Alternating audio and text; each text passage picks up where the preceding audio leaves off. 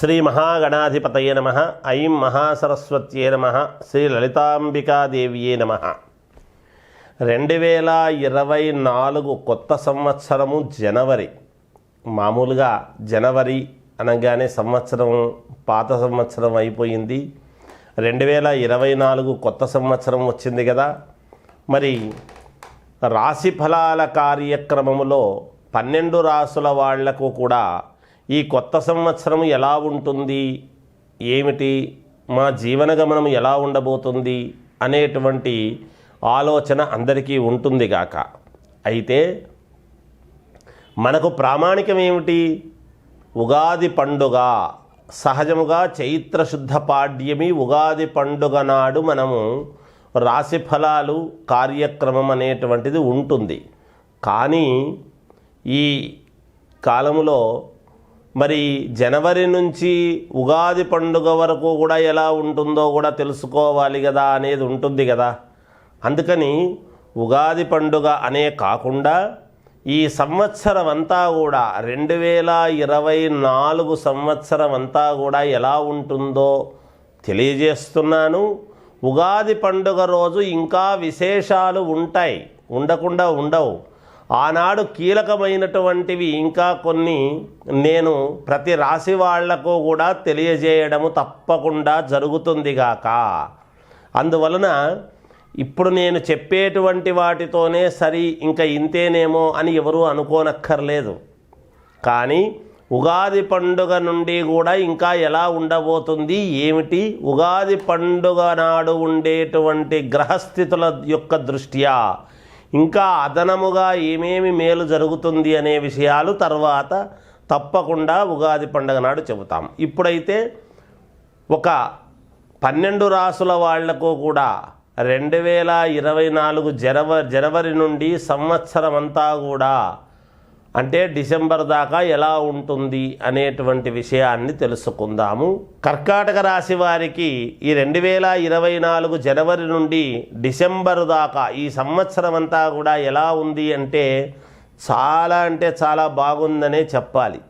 ఎందుకు చాలా బాగుంది అని అంటున్నాము అంటే కర్కాటక రాశి వాళ్ళు ఏదైతే మనస్సులో దృఢంగా సంకల్పించుకొని ఒక పని మొదలు పెడతారో ఆ పనికి తప్పకుండా విజయం లభిస్తుంది. చేద్దామా వద్దా అని అనుమానాస్పదముగా ఎప్పుడైతే చేస్తారో ఆ పని అవదు. దృఢ సంకల్పముతో నిశ్చలమైనటువంటి బుద్ధితో నిశ్చయమైనటువంటి మనస్సుతో ఎప్పుడైతే మీరు చేస్తారో తప్పకుండా మీకు విజయం లభించి తీరుతుంది. గ్రహస్థితులు చాలా అనుకూలముగా ఉన్నాయి.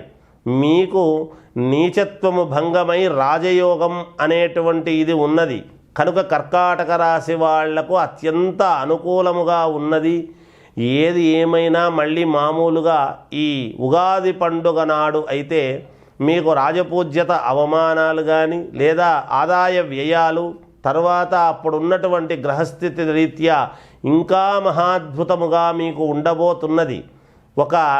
ఒక మహాద్భుతమైనటువంటి యోగం అయితే మీకు ఉగాది పండుగ నుండి కూడా మేలు జరిగేదానికి చాలా వరకు అవకాశాలు ఉన్నాయి. దానికి అనుకూలముగానే ఒక ప్రాతిపదికన ఇప్పుడు మీరు ఒక ఫౌండేషన్ వేసుకోగలిగినటువంటి సామర్థ్యము ఉన్నది. నిజానికి రాసుల ప్రకారముగా చాలా అనుకూలముగా ఉన్నాయి. కొన్ని కీలకమైనటువంటి నిర్ణయాలు మీరు తీసుకుంటారు. భూముల వలన తర్వాత కోర్టు వివాదాలలో ఉండేటువంటివి కానీ ఈ సంవత్సరము మీకు అత్యంత అనుకూలించే విధానముగా రాబోతున్నాయి. ఇద్దరు వ్యక్తులు మీకు మేలు చేయడానికి కొత్త వ్యక్తులు మీకు దోహదపడతారు, అనుకూలిస్తాయి. ఆల్రెడీ ఉద్యోగాలు చేసేటువంటి వాళ్లకు ఉన్నతమైనటువంటి స్థితిగతులు కలుగుతాయి. కొత్తగా ఉద్యోగాలు కావాల్సినటువంటి వాళ్ళకు కూడా చాలా యోగదాయకముగా ఉన్నది, వస్తాయి గాక తప్పకుండా. మీరు సంకల్ప బలము చేతనే అన్నీ సాధించగలిగినటువంటి యోగము ఉన్నది. ఏది ఏమైనా విద్యార్థులకు చాలా అనుకూలముగా ఉన్నది. వ్యాపారము చేసుకునేటువంటి వాళ్లకు అన్ని రకాల రంగాలలో ఉండేటువంటి వాళ్లకు చాలా అనుకూలముగా ఉన్నది. రాజకీయాలలో ఉండేటువంటి వాళ్లకు అత్యంత కీలకమైనటువంటి నిర్ణయాలు తీసుకొని మీరు 4 అడుగులు పైకెక్కేటువంటి విధానముగా మీకు ఉండబోతున్నది. ఒక కిరీట ధారణ అనేటువంటిది ఉంటుంది గాక మీకు తప్పకుండా రాజకీయాలలో ఉండేటువంటి వాళ్లకు. అంతేకాకుండా మామూలు జీవితము గడిపేటువంటి వాళ్లకు కూడా అత్యంత అనుకూలమైనటువంటి గ్రహస్థితులే ఉన్నాయి. ఎవరికి ఏది ఎంత కావాలో వాళ్లకు అది ఏం ఆశిస్తున్నారో అవి మీరు ఆశించిన ప్రకారముగా మీరు దక్కించుకోబోతున్నారు. కర్కాటక రాశి వాళ్లకు చాలా అంటే చాలా యోగదాయకముగా ఉన్నది. అందువలన మీరు ప్రయత్నం చేసేటప్పుడు ఖచ్చితంగా సంకల్ప బలము చేత ప్రయత్నము చేయండి. వ్యక్తిగతమైనటువంటి జాతకాలను ఒక్కసారి పునః పరిశీలన చేసుకోండి.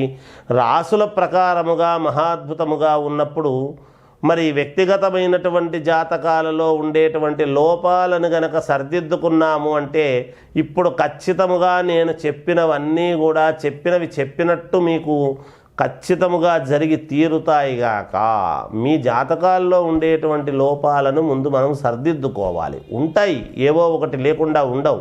ఆ ఉన్నవేవో జాగ్రత్తగా చూసుకుంటే మీకు నచ్చిన చోట మీరు చూపించుకొని ఒక్కసారి మీరు తెలుసుకొని దానికి తగ్గట్టుగా మీ యొక్క అడుగులు వెయ్యండి.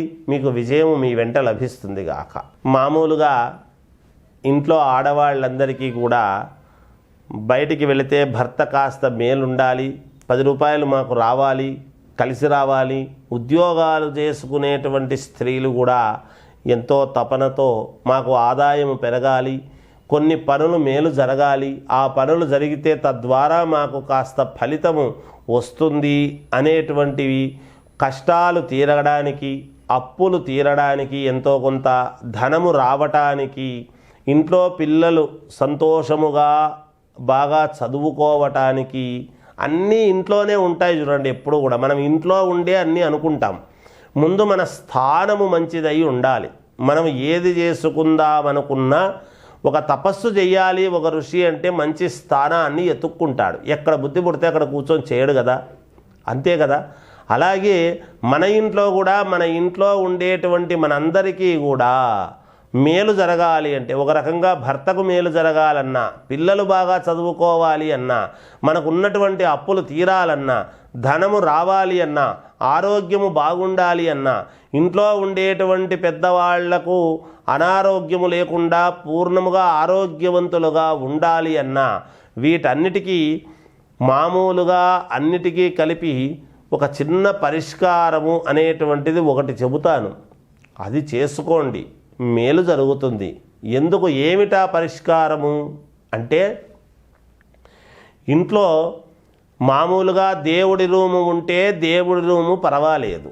మాకు దేవుడి రూము లేదండి, మేమేం చేస్తాము, అసలు దేవుణ్ణి పెట్టుకోవడానికి అవకాశమే లేదు, ఒక చిన్న బాక్స్ లాగా పెట్టుకొని అందులో దేవుణ్ణి పూజించుకుంటున్నాము అని ఒక రకంగా కొంతమంది ఉంటారు. అయితే దేవుడి రూము ఉన్నవాళ్ళు దేవుడి రూములో చేసుకోండి. దేవుడి రూము లేని వాళ్ళు హాలు అని ఉంటుంది కదా, ప్రతి ఇంట్లోనూ హాల్ ఉంటుంది. హాల్లో ఈశాన్యము వైపు అంటే తూర్పు ముఖంగా నిలబడినప్పుడు ఎడమ చేతి వైపు తలుపు ఉంటుంది. నార్త్ ఈస్ట్లో ఆ తలుపు దాటి అటువైపు కనమాట కార్నర్లో ఏమి చెయ్యాలి అంటే, పసపు నీళ్ళు ముఖ్యంగా బాగా ఆలోచన చేయండి. లేదా గంధము డబ్బా తెచ్చుకొని అష్టగంధమైనా సరే తీసుకొని చతురస్రము చెయ్యండి. చతురస్రము అంటే 4 మూలలు కరెక్ట్గా ఉన్నట్టుగా అలా చతురస్రాకారముగా చేసి, ఆ చతురస్రాకారము చేసినటువంటి దాంట్లో మధ్యలో కాస్త పసుపు వేసి కుంకుమ వేయటము. కుంకుమ వేసిన తర్వాత 3 తొవలపాకులు 2 ఒక్కలు పెట్టటము. పెట్టి మీరు ఆరాధించవలసినటువంటిది మా మంత్రం ఏమిటి అంటే, మీరు అనుకోవాల్సినటువంటిది గం గణపతయే నమః, గం గణపతయే నమః, గం గణపతయే నమః అనుకోండి. అంటే ఏ పని మనము మొదలుపెట్టినా ముందు గణపతిని అనుకోవడము సహజం. అటువంటివి ఏవి ఉండినా, ఎటువంటి ఇబ్బందులు ఉండినా ఆ ఇబ్బందులను తొలగించటానికి, మనకు డబ్బు రావాలి అంటే ఏదో ఒక ఇబ్బంది ఉంటుంది, మనకు రుణము తీరాలి అంటే ఒక ఇబ్బంది ఉంటుంది, పిల్లలు చదువుకోవాలి అంటే మనస్సుకు ఎక్కక ఏదో ఒక ఇబ్బంది ఉంటుంది. ఈ ఇబ్బందులన్నిటికీ కూడా గణపతి మంత్రము చిన్నది అది చేసుకోవడం. ఇది ఎప్పుడు చేయాలి? రోజునా, వారానికా అనేటువంటిది మీకు ఉంటుంది ఆలోచన. ఎప్పుడు అని కాదు, రోజు అని కాదు. దీన్ని చేసుకోవాల్సినటువంటిది ఏమిటి అంటే మంగళవారము, శుక్రవారము నాడు మాత్రము చేయండి. ఆ చేసిన తర్వాత ఆ తమలపాకులు తీసి ఒక చోట అని పెట్టండి, ఎక్కడ పడేయొద్దండి. ఇలా కొంతకాలము పాటు చెయ్యండి, మీకు తెలుస్తుంది. మేము ఏదో 6 వారాలు చేశాం గురువుగారు, నెల చేశాం గురువుగారు, 2 నెలలు చేశాం గురువుగారు అనుకుంటే కొంతమందికి నెలకే మార్పు వస్తుంది, కొంతమందికి 2 వారాలకే వస్తుంది, కొంతమందికి 8 వారాలకు వస్తుంది. ఇలా ఎవరి చేసుకునేటువంటి వాళ్లకు ఉండేటువంటి కష్టాన్ని బట్టి అక్కడ ఉంటుంది. కానీ అందువలన ఎవరూ దీన్ని తక్కువగా చూడొద్దండి, అది చేసుకోండి. చిన్న పరిహారము కదా, 3 ఆకులు 2 ఒక్కలు పెట్టి గం గణపతయే నమః, గం గణపతయే నమః, గం గణపతయే నమః అని 11 సార్లు స్మరించండి చాలు. 108 సార్లు మిగతా అంతా అక్కర్లేదు. ఇది 11 సార్లు మాత్రం చేసుకోండి. ఇంట్లో ఆడవాళ్ళు మేలు జరుగుతుంది. జయోస్తు.